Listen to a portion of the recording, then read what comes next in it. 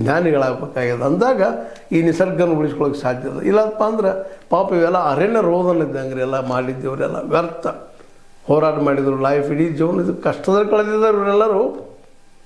ನಿರಂತರವಾಗಿ ಸಂಶೋಧನೆ ಮಾಡೋದು, ನಿರಂತರವಾಗಿ ಕಾಡಿನಲ್ಲಿ ತಿರುಗೋದು ಅಭ್ಯಾಸ ಮಾಡೋದು, ತಿಳ್ಕೊಂಡು ಆ ಜೀವಿಗಳ ಬಗ್ಗೆ ಅಭ್ಯಾಸ ಮಾಡಿ ಜನರಿಗೆ ತಿಳಿಸೋ ಕೆಲಸ ಮಾಡೋದು. ಕಾಡು ಉಳಿಸ್ರಿ ಅಂತ ಹೇಳೋದು, ಕಾಡೇ ನಾಡಿನ ಉಸಿರು ಸ್ಲೋಗನ್ ಹಾಕೋದು ಹೋಗಿಬಿಟ್ರು ಪಾಪ.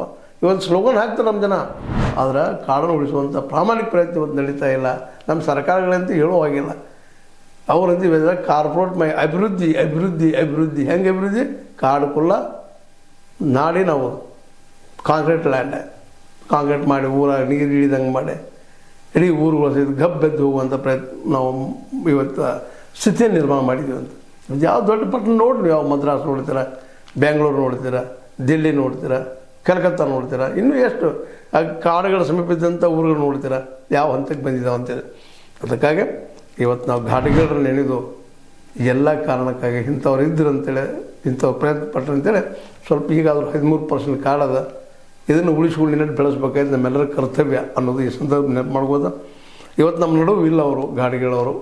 ಆ ಒಂದು ಚೇತನಕ್ಕೆ ನಾವು ಶ್ರದ್ಧಾಂಜಲಿ ಅದು ಇದು ಏನು ಹೇಳ್ತಾ ಇರ್ತೀವಿ, ಸುಮ್ಮನೆ 4 ದಿವಸ ಮಾತಾಡೋದು ಮರ್ತೋದು ಆಗಬಾರ್ದು. ಅವ್ರನ್ನ ಓದುವಂಥ ಅವ್ರು ತಿಳ್ಕೊಳ್ಳುವಂಥ ಪ್ರಯತ್ನ ಎಲ್ಲರೂ ಮಾಡಬೇಕಾಗ್ಯದ ಅಂತೇಳಿ.